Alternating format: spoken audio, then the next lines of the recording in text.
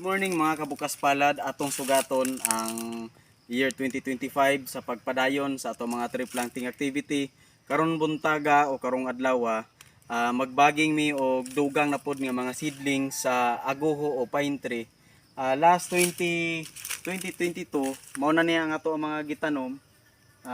Kini nga mga kahoy gikan ni siya sa Sitio Siadol, Ganyo Bataan, Davao de Oro o karon nakaabot na dinhi sa Davao del Sur. So para mas mudaghan pa ang atong mga koleksyon nga mga pine tree, natay bag-o karon nga gikuha.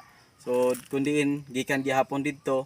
Tara uban nimi ninyo nga atong mapadayon ang pagpananom sa mga native nga kahoy aron na mabalik nato ang kanindot sa kinayahan dinhi sa ato ang lugar.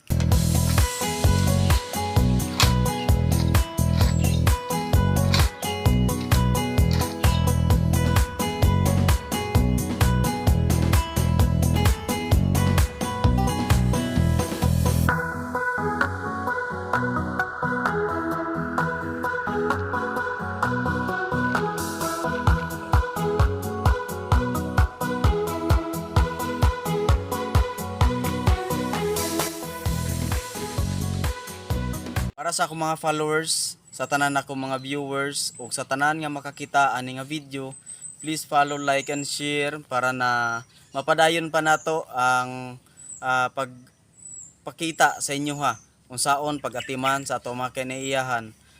Ilabi na nga sa panahon karon nga init na kayo, pipila na lang ang gapananom og kahoy ug mas nagkadaghan ang nagsigi og pamutol o daghan na kayo ang mga kabukiran nga kuha na upaw na, panit na.